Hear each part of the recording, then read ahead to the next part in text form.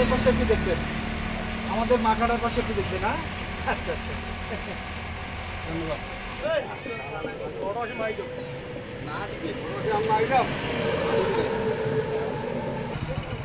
আসসালামু আলাইকুম।